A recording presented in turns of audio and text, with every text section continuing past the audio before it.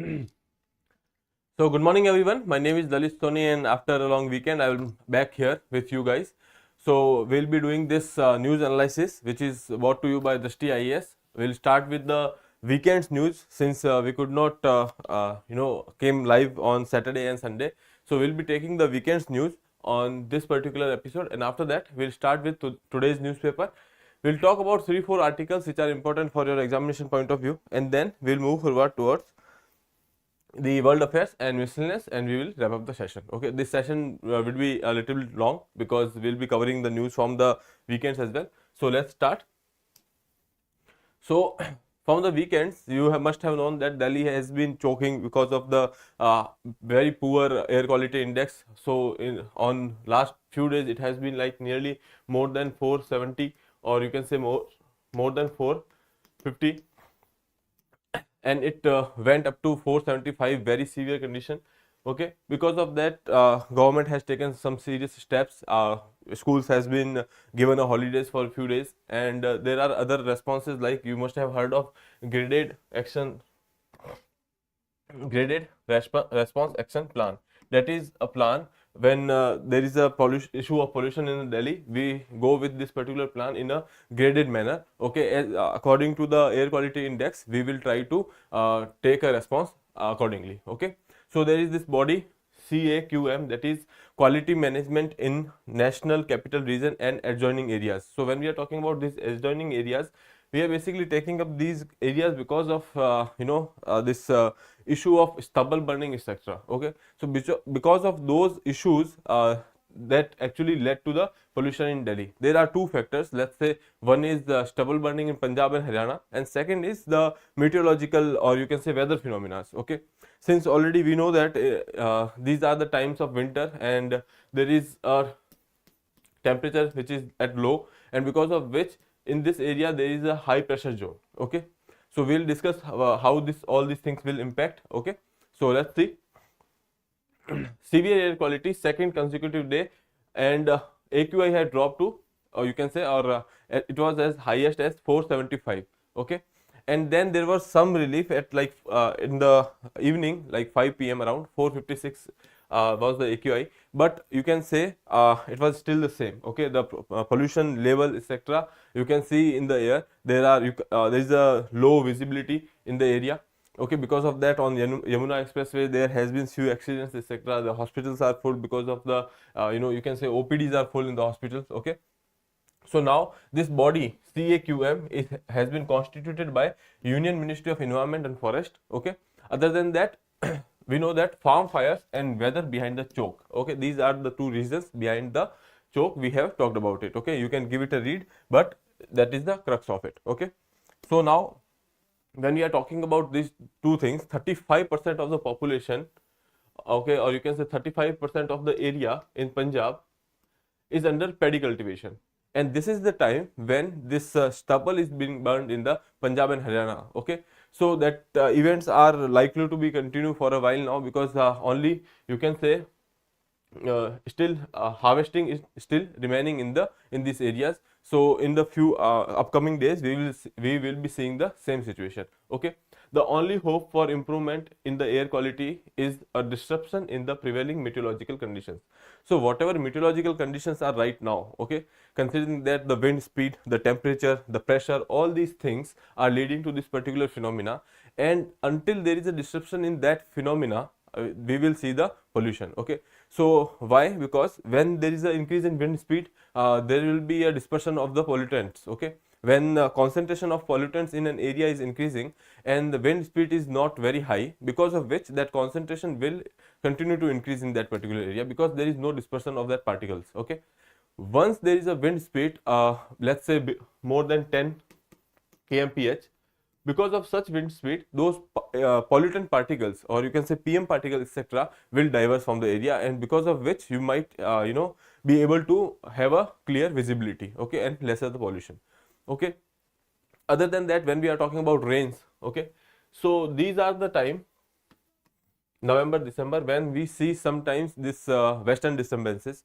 Because of this western disturbances, what happens is there is rain in the area, and because of that rain, the pollutants will be settled on the surface, okay, or they can move away with the winds. So these things will actually create a disruption in the current meteorological conditions, and because of which we will see a lesser pollution, okay. So only hope is that there will be some kind of disruption in this particular area, okay. And here it says that a western disturbance event expected around 9th of November, okay.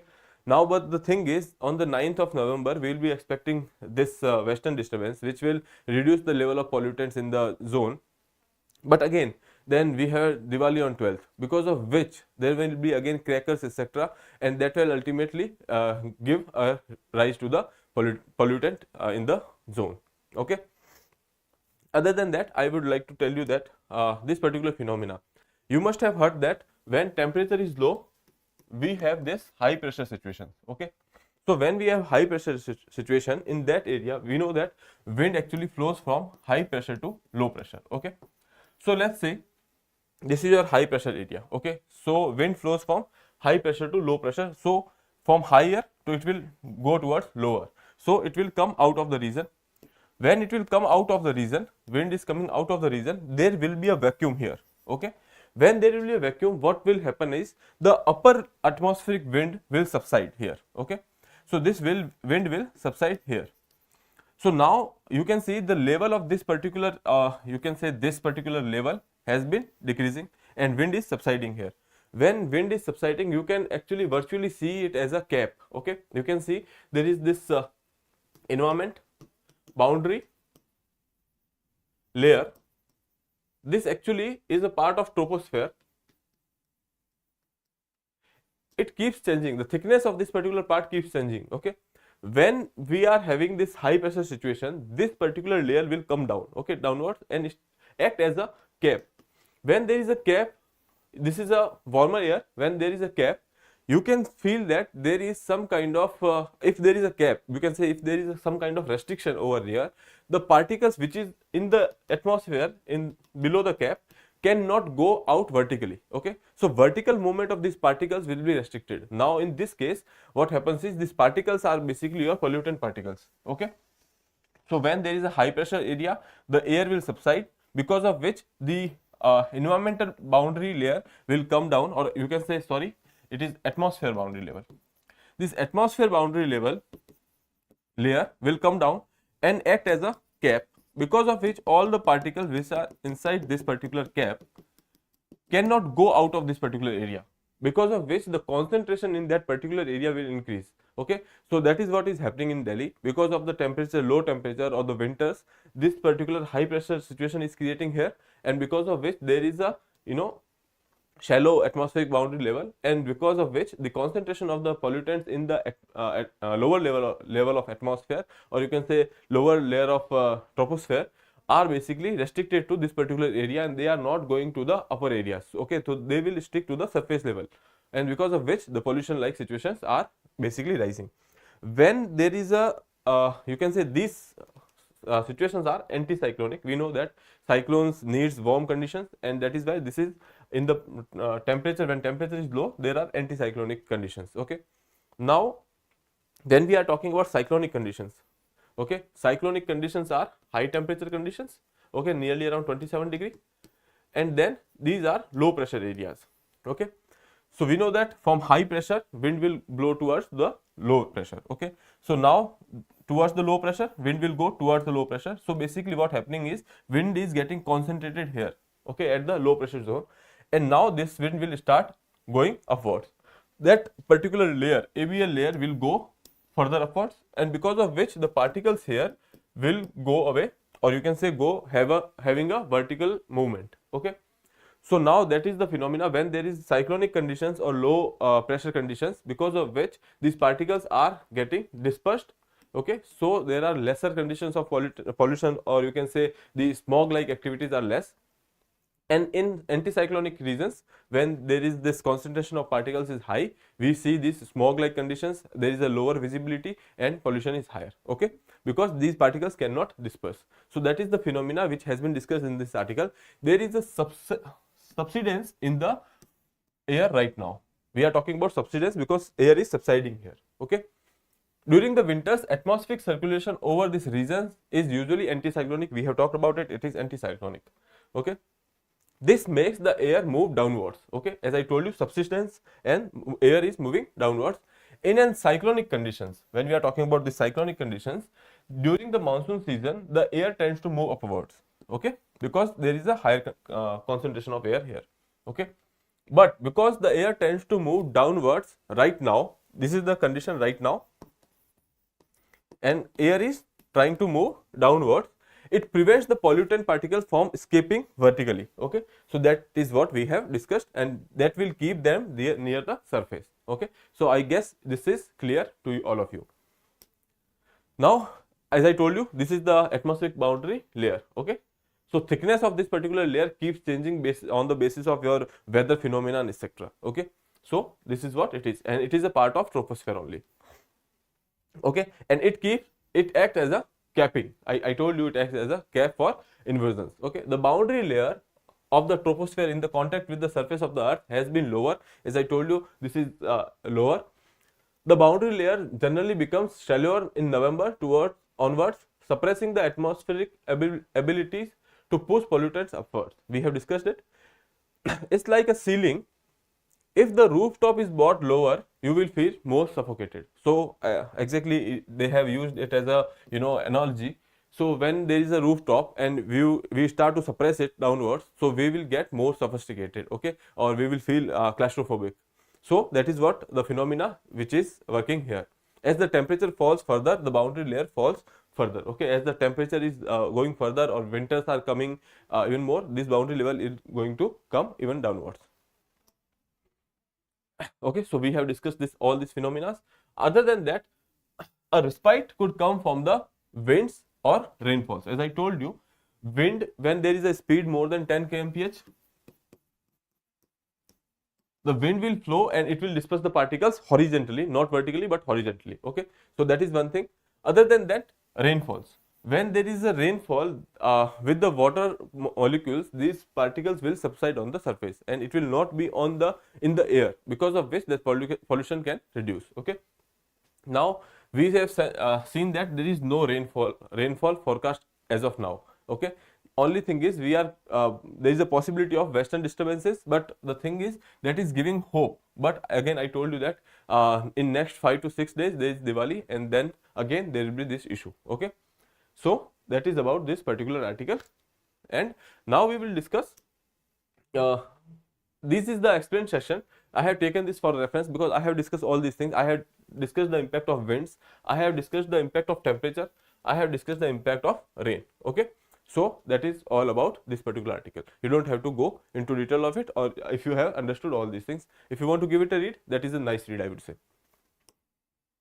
Now, as I told you about this graded response action plan, okay, in that there are 4 stages. Okay, right now Delhi is in 3rd stage, and we are considering this 4th stage if the air quality even further falls. Okay, so now there are particular mechanisms which are to be employed when there is stage 1, or you can say the air quality is poor from 201 to 300, and then from 300 to 400 very poor, and then severe, and then there is this severe plus. Okay, so these are the response which our government is putting in place when there is this pollution like situation in Delhi NCR. Okay, moving further, how air pollution impacts the economic growth. So ultimately what happens is air pollution would impact the economic growth, because everything ultimately have a impact on the social life, or the, you can say, routine of people.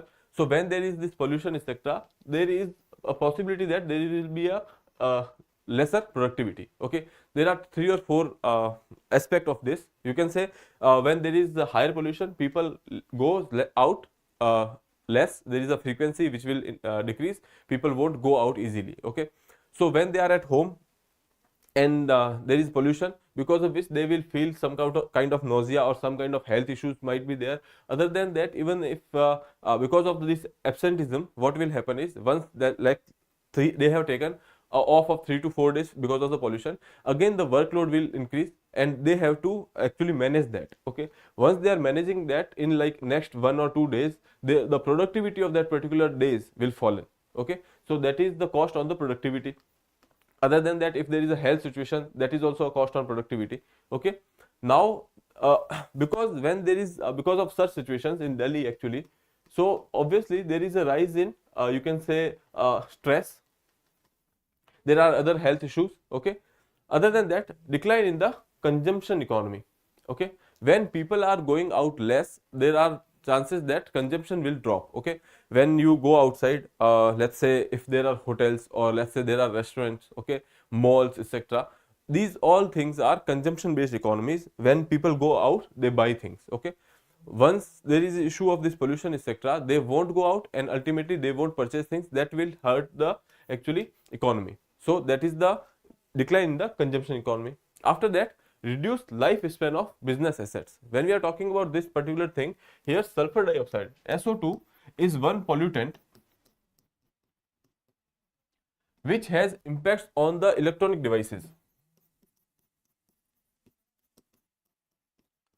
There are certain devices, let's say computer, etc., which are using some electronic chips and all. This sulfur dioxide has a negative impact on that, or you can say depreciating impact on that, because of which their shelf life, or the time being for that these particular components can be used, that decreases. Okay, so reduced lifespan of the business assets. Sulfur dioxide and other pollutants quicken the degradation of electronic circuitry. Okay, which hits the IT assets. Other than that, when we are talking about this airborne pollution, which also have a chance of lesser of agricultural yield. When we are talking about, there is 12% less loss of agricultural yield considering the pollution. Okay, economic toll for from the premature deaths. Okay, so when there is air pollution, ultimately it will harm your health, and because of which the life expectancy will reduce, and the life expectancy ultimately have a toll on, let's say economy, because the working hours will reduce, or when the person whose lives that life expectancy earlier used to be around something 75 or something, now it has reduced to some 68 or something. So that is the thing, that if you have lesser life, you will have lesser productivity, you will have lesser to contribute in the economic growth, etc. So that are the economic impact of air pollution.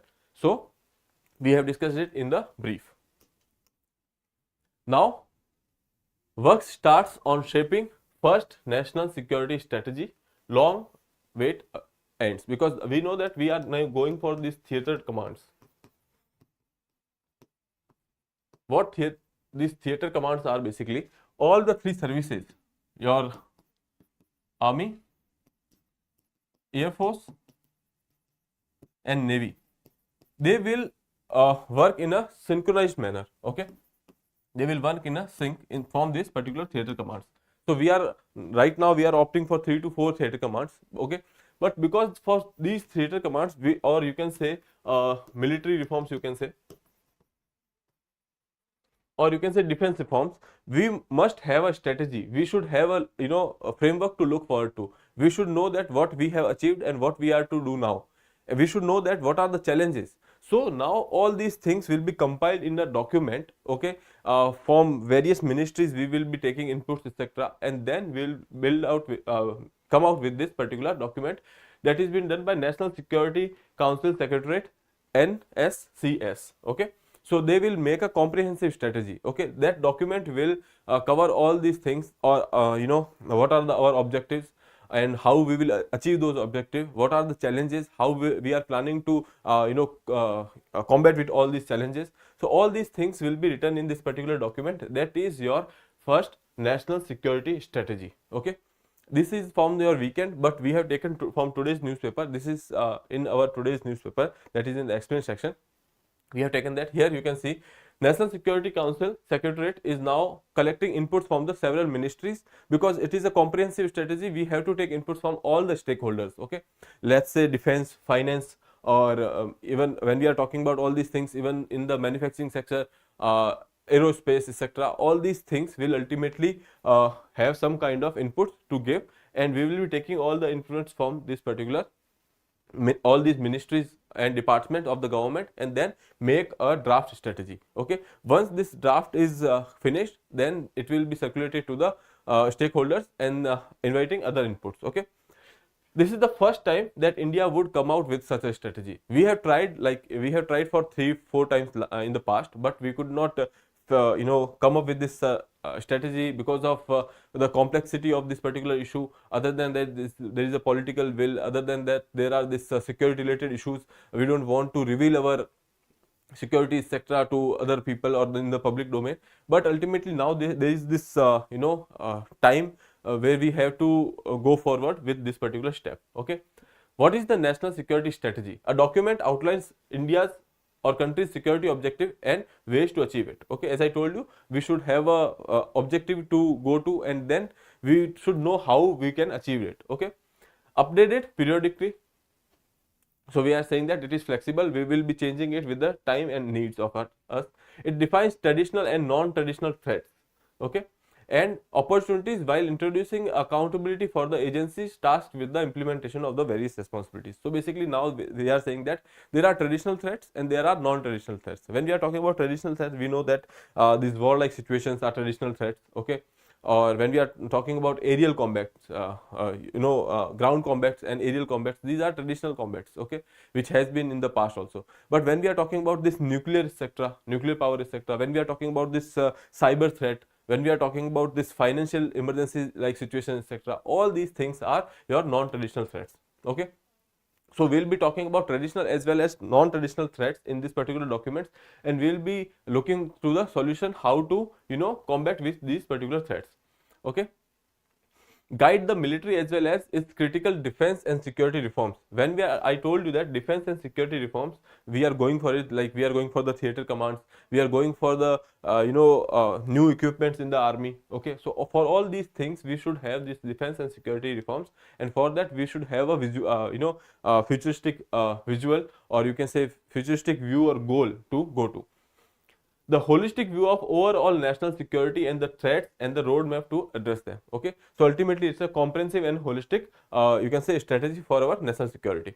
It includes entire range of newer challenges and modern threats, like you can say financial and economic security, food and energy security, information warfare, vulnerabilities in India's critical information structure, as well as those associated with the supply chain and the environment. So when we are talking about supply chain, we cannot depend on one particular country. When we are talking about environment, we are talking about the climate change here in particular. And then when we are talking about this particular things like food and energy security, we know that we are coming with the strategic reserves etc. We cannot overly depend on imports.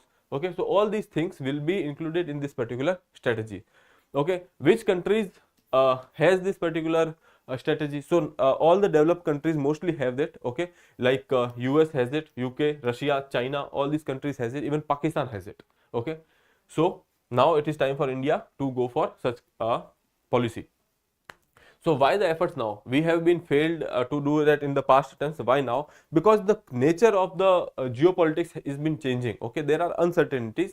So in that particular uncertain atmosphere, we should know that what we have to do when an unannounced threat comes to our door. Okay, so basically that is why the complex nature of various traditional and non-traditional threats and rising geopolitical tensions give way to uncertainties, as urgency was felt to draft a national strategy for security. Okay, so other than that, our various people like army chiefs etc, or you can say former security advisor etc, they have given their inputs in favor of such policy that India needs it. Okay, only political direction to armed force in existence is Raksha Mantri's operational directive of 2009. So basically this 2009 directives of defense minister is right now working. So this is from 2009.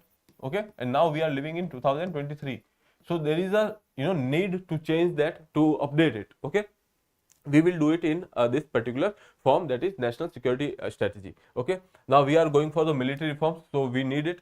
Our former national security advisor Shiv Shankar Menon has said that India needs a national security strategy. Okay, you can use this particular statement or quote this particular man in your exams for your answer writing. Okay, other than our army chief has also said the same thing regarding this particular thing. Why India never have a national security strategy in the past. We have attempted it, but we could not get through it. Why? Because there was this hesitancy, okay, hesitancy at the political level. Okay, other than that, there was this lack of cohesiveness, or you can say whole of government approach. Everyone, all stakeholder has to agree to it. Okay, so that was not there, because you know that at times India has very coalition governments, etc. But now when we are talking about this particular government, it has the you can say majority. Okay, it has the cohesiveness, and so that is why they might even come up with this particular idea to the government deliberately not making public national security objectives. Okay, this was also a reluctance in the form that we will not reveal our objectives to the other countries, but now India is at a place where we can do it. Okay, India is playing major role in the global you can say global geopolitics, etc. So now this is the right time to do it. Okay, moving forward, caste census, you know that Bihar has come up with the caste census. After that, we have started this debate of caste census. Even in Maharashtra, the deputy CM said that we are considering the caste census in the Maharashtra also. Okay, so when we are talking about this particular caste census at the national level, even Amit Shah said that we are not against caste census, but there is a proper way to do it, and there is this careful thought and appropriate time for everything. So we will give it a thought, and then we will come up with something like this. We will not go for politics of vote just because there is elections. We will announce something like that. That is not the case. That's what Amit Shah has said. Our Home Minister has said. Okay, so appropriate decision after consulting everyone. They are trying to take सबका साथ here. Okay, so that is the thing about caste census. For your prelims, it is important that Bihar has come up with this caste census. Other than that, Bihar has come up with other surveys also, like for teachers, mental health and etc. So you can remember all these things for your prelims. Now the Sunday's paper, you can see here that there is not much in the front row or the front page. The thing is, only one thing is, Nepal has experienced earthquake which is kind of very deadly, and which has led to many casualties in Nepal. So epicenter of that particular earthquake was Jajarkot. Okay, so for your you know prelims, etc., you can remember it. Okay, for your state PCS also, this is important. That is Jajarkot. You can look at the location of this particular. This is Nepal, and somewhere in the north part of Nepal there is this Jajarkot district. Okay, and then legislature can enact fresh laws, can't directly overrule court judgment. So basically here CGI has said that in a summit or in a talk that legislature can go for reforms. If there is a discrepancy in an act, they can go and rectify it. Okay, so when, we have talked about this electoral bond scheme. Okay, judgment is still awaiting, but the thing is, CGI has given some kind of consideration. They have said that this scheme can be a better version of itself, so government or legislature can do that, because that is the domain of legislature. In this tenure of CGI, we have learned few things, that he has not been interfering with the legislature activities. Like when we are talking about same-sex marriage, he has said that the current whatever framework is that is insufficient, and that is for legislature to decide what kind of rights to be given to the LGBTQIA plus community. Okay, so now that is the thing he is talking about, that when we are not interfering in the legislature work, they should be cautious when they are making laws. Okay, so he has said that judiciary can go for any kind of consideration which has been given by the judiciary to the legislature to consider. Other than that, if there is a discrepancy in an act, they can go and they can change that, but they cannot overrule the judgment of the court. Okay, so when there is a judgment which says that triple talaq is unconstitutional, you cannot come up with a law which says that triple talaq is constitutional. Okay, so why is that? Because Supreme Court is the final interpreter of the constitution. In the case of any kind of confusion, what Supreme Court says about the constitution stays. Okay, so that is what CGI has said, that while the legislature can enact a fresh law to cure the deficiency in a law, it cannot directly overrule the court judgment.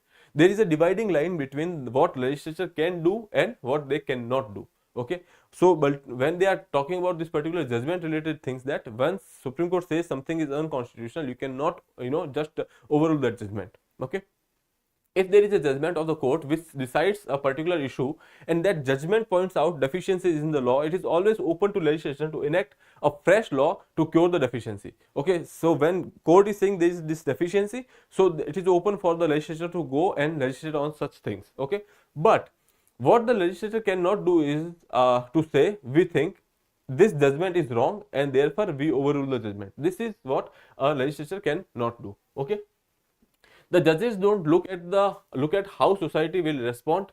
They decide when they decide the case. What happens is, when we are talking about the governments, they look at the society, how that will respond, because they are responsive to the society, they are representative of the society. Okay, but when we are talking about these judges, they are not responsive to the society, they are talking about the constitutional morality and not the social morality. So basically, here they are saying that's exactly the distinction between the elected arm of the government and the judiciary. The elected arm of the government is intended to be responsive to the people. Judges are guided by constitutional morality and not popular morality. Okay, so that is something, these statements, there is nothing to understand here or analyze here, but the thing is, these statements you can use in your answer writing. Okay, or you can quote this particular person, Mr. Chief Justice of India, Mr. D.Y. Chandrachud. Okay, so this is what I wanted to tell you, that you can use such statements. This is very good statement or very good writing style. On improving people's access to justice, Supreme Court has taken few steps to translate judgment into regional languages. That is one thing. These are, you can say, judicial reforms.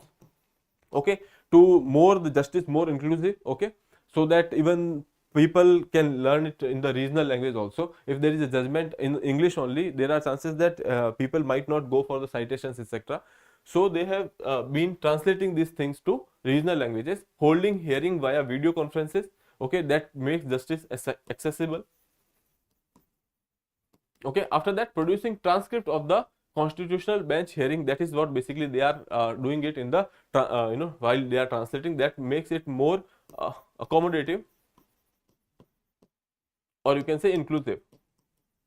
Okay, that is about this particular article from the weekend. So now when we are talking about this, Pakistan opens more borders. We have discussed about it. Pakistan is trying to move this particular people out of their territory. So there is this particular area called Torkham. This particular border checkpost they are using. So you can remember this particular name in the map based things. So in today's paper, we have talked about all these things. This pollution etc. has always been the news. We will not talk about this now. Okay. After that, we will talk about this Pradhan Mantri Garib Kalyan Ann Yojana. Okay. And then there is this Niti AOG discontinuing the water report that has been launched by the Niti AOG. Okay. So let's see the first thing. Pradhan Mantri has extended the tenure of this particular scheme again by 5 years. Okay, it has been extending. They have been extending again and again. So now they have again do it. Pradhan Mantri Garib Kalyan Ann Yojana. It has been launched in 2020 in the wake of COVID. Okay. It aims to provide free food grains to vulnerable people. Ultimately, when you know that there is this National Food Security Act which was enacted in 2013. So in this particular act, the grains are made very affordable price at, like you can say, 3 rupees per kg, 2 rupees per kg and 1 rupees per kg for different grains. Okay. So now what in this particular Yojana, what they have done is they made it free for these particular people having ration cards. Okay. It has been implemented to mitigate hunger and food security, especially during the crisis like COVID-19. We have talked about it. Now we are looking at the specifics of this particular thing. So here you can say, when we are talking about this expenditure on the food subsidy, in 2021 it was somewhere around 5 lakh crore, and then that reduced to nearly 3, you can say nearly less than 3 lakh crore, and now they have made it less than 2 lakh crores. Okay, but they are increasing the tenure again and again. Okay, so he has extended the tenure, and this particular act providing 5 kg free food grain to eligible ration card holders under the National Food Security Act of 2013. Okay, earlier when UPA government basically came up with this idea, they were giving 3 to 1, as I told you, 3 rupees, 2 rupees, 1 rupees per kg for rice, wheat, and then the coarse grains. Okay, so that was the scheme earlier, and now they have made it free up to 5 kg. Okay, for ration card holders.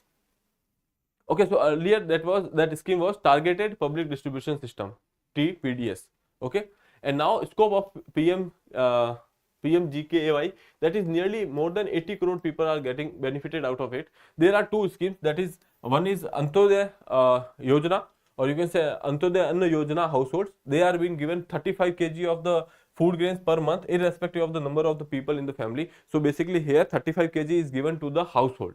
Okay, and when we are talking about this priority household or this particular scheme, in this scheme we are giving 5 kg per member per month. Okay, so there is difference. There are two components of National Food Security Act, and there are, one is Antyodaya Anna Yojana, and then this priority households, in which 5 kg per member is given, and to this 35 kg is given to the whole household. Okay, now this PM GKY or Pradhan Mantri Garib Kalyan Anna Yojana has been merged with the National Food Security Act after this COVID thing has been gone.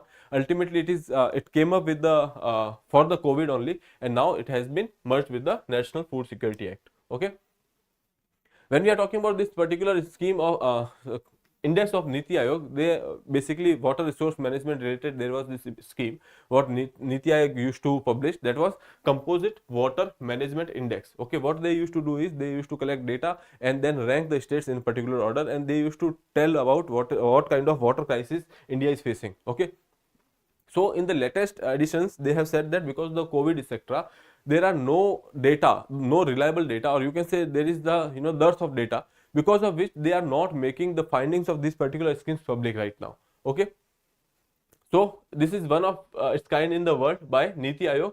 Water is scarce resource and efficient management is critical.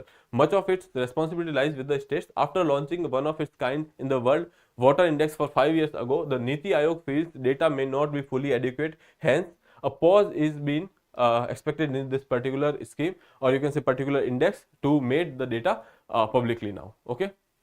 So it was bought in June 2018 by Niti AOG, and there were 28 parameters on which this index was made. Okay, there is contribution of 3 ministries. One is water resources, second is drinking water and sanitation, and third is rural development. All these things, if you see, deals with the water related problems, so that is why these 3 ministries.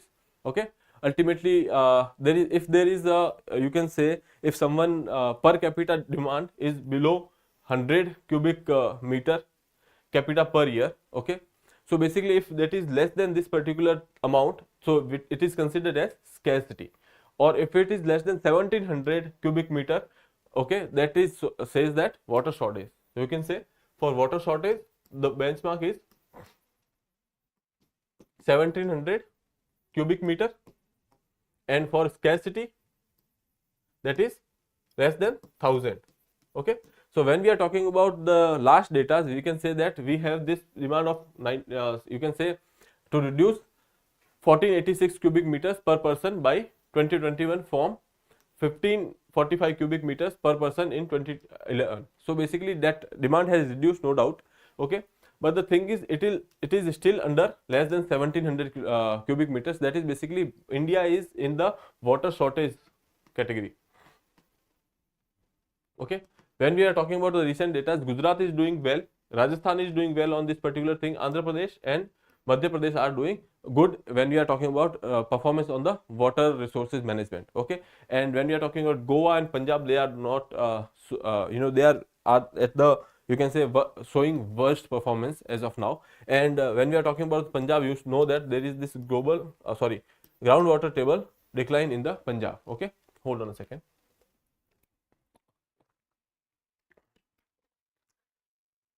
There is this university, United Nations University, they have said that India is at the tipping point. Okay, tipping point is basically a phenomena from where any kind of activity that has happened, that is becomes irreversible. We cannot change it afterwards. Okay, when we are talking about the climate change, global warming, if we don't work on it as of now, there will become a tipping point, and after that we will not be able to reverse the condition.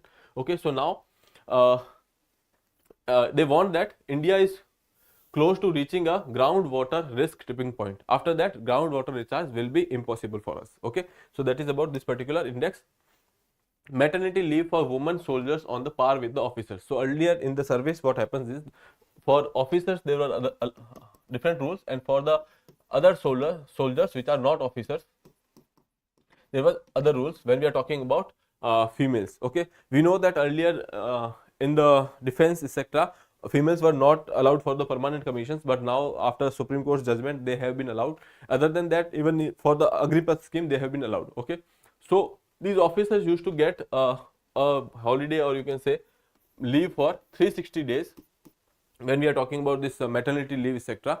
Okay, and in the permanent commission, and if we are talking about the short service commission, the leave was 180 days. Okay, so now for other soldiers which are not of the officers rank, this particular thing has been made that they will be getting a maternity leave of 180 days. Okay, in case of, let's say, a birth, or you can say even in case of adoption also. Okay, so here, that is, so far there were no women air warriors or sailors in the Indian Air Force or Navy. It started inducting women in the ranks from the Agnipath military recruitment scheme. Okay, the army has started inducting a woman in the rank in just one arm, that is corps military police. Okay, in the army there is only one arm in which women are getting inducted now. Okay, so this benefits of the new proposal scheme will also be applied to the people who are getting permanent commission after completion of the Agnipath scheme. You know that in under Agnipath scheme, 25% of the people who are joining as Agniveer will be given the permanent commission in the army. So those women who are getting inducted under Agnipath scheme will also get the benefit of it. Okay, so here, as I discussed, that for permanent commission, women officer used to get 360 days, and for short service commission they used to get 180 days. And now when we are talking about this particular thing, they will be getting a 180 days of leave, maternity leave, for soldiers. Okay, so that is about this particular thing. Even case of adoption also they are getting this leave. In case of miscarriage or abortion, they are getting a leave of 30 days. Okay, so that is this particular article. World affairs, when we are talking about, we know that this war has been going out again, in the region Middle East. So there is nothing much to talk about it. The security, or you can say Anthony Blinken, US top diplomat, has visited the area unannounced, and there has been some talking with the Palestinian leader Mahmoud Abbas, and they are saying that go for a ceasefire as of now. USA says is also working on that, but Israel is saying that we will not go for any kind of ceasefire until the hostages are made free. So that is the thing, that there is a, you can say, deadlock between Israel and the Hamas or Palestine considering this particular ceasefire. Okay, all the members in the region are also looking for a ceasefire, because ultimately it will affect the stability of the region if they are not going for the ceasefire. Okay, so that is about this particular article. US top diplomat Antony Blinken had made unannounced visits to the occupied West Bank. Now they are also doing some kind of activities, military activities in the West Bank also. Okay, Palestinian President Mahmoud Abbas urged him to pursue Israel to agree to a ceasefire. Secretary reaffirmed that United States is committed to the delivery of life-saving humanitarian assistance and the resumption of essential services in Gaza, and made clear Palestinians must not be forcibly displaced. Okay, so that is what the stand is of US is saying, that we are with Palestinians when they are talking about the ceasefire and humanitarian aid, and when we are talking about this forced displacement, they are saying that that should not happen. But Israel has made it clear that they have rejected the ceasefire calls until all the 240 hostages captured by the Hamas are returned. Okay, in these 240 hostages, there are some hostages from Thailand as well. So politicians from Thailand has also visited the area. They have talked with the Hamas. They are saying that the Rafah crossing to the Egypt Sinai Peninsula is the only exit point from the Gaza and not controlled by the Israel. The 8 trucks were still able to travel into the territory through this particular crossing. We have discussed about this crossing many times, so you must have remembered it. I'm not repeating here just for the sake for repeating. I'm repeating here so that it can be revised and it can be crystal clear inside your mind that there is some crossing which has no control of Israel as of now. Okay, US Secretary of State Antony Blinken's recent trip to Middle East aimed to balance support for Israel's self-defense, reducing civilian casualties, and maintaining the support for moderate Arab nations. So basically, the aim was threefolded. One is they are supporting Israel's cause, they are acting in the self-defense. Second thing is they are saying that we are talking about civilian casualties, we want to reduce the civilian casualties, we are talking with Israel to reduce the civilian casualties. But and other than that, they are saying that we are in support of these moderate Arab nations for their regional stability. If war escalate to these regions also, there will be impact on trade, etc. Okay, so that is the thing they have been talking about. Arab foreign ministers press for the ceasefire. All, as I told you, all the neighbors in the area are saying that we want a ceasefire. Okay, but the Prime Minister of Israel has said that we will not go for a ceasefire as of now. Okay, and Blinken advocated for the humanitarian pause. Okay, they said that there can be a humanitarian pause, after that this military action can go on, but Israel is saying no to that also. And even the Arab leaders are also saying that we are not want to achieve any humanitarian pause, we are trying to achieve a ceasefire. Okay, effort to facilitate the evacuation of the foreign nationals from the Gaza are in jeopardy, because there is a deadlock between when we are talking about the Israeli authorities and the Palestinians. Okay, they are not leaving the hostages, they are not leaving any kind of space for ceasefire. So that is why that the people who are being held hostages, or the foreigners which are being held as hostages in the Gaza, it is in jeopardy. The ceasefire is seen as a precondition for regional diplomacy, but US is currently unable to deliver on that front. Okay, so there are hopes from the USA, but USA is not able to get it from this particular area. When we are talking about, Russia says test fired ballistic missile from nuclear submarine. So basically, as I told you, that Russia withdrawn for the CTBT, and 2 days after they are testing a missile in the region. Okay, so they have tested this particular missile from the White Sea in the Russian region, and targeted the Kamchatka Peninsula. Okay, we will look at that particular thing in the you can say maps. So they have tested this Bulava missile. Okay, this having a range of around 8,000 kilometers and 6 nuclear warheads it can carry. Okay, so it has been tested from the submarine. Okay, so basically it is a clear triad, nuclear triad. When we are talking about triad, you can say it is a capacity of launching nuclear attack from all the 3 spaces: land, air, or you can say from land to land, air to land, or you can say from the seas, etc. Okay, from submarine, etc. So that is what the nuclear triad is. So Russia is trying to test one more thing, that is, and they have used this Imperator Alexander III as a particular thing. Okay, so that is about this missile. We don't have to go for the details of the missiles, but we have to remember that that has been done. Here you can see this Bulava missile has been launched from this particular area in White Sea in Russia, and then target this Kamchatka Peninsula. Okay, so that is about this missile and the world affairs. So I would like to end the session here. We have discussed the weekend's paper, today's paper. We haven't taken the editorial for as of now, but we will discuss that editorial in the editorial analysis session. So that's all for this session. We'll see you in the next episode. Till then, have a good day. Thank you.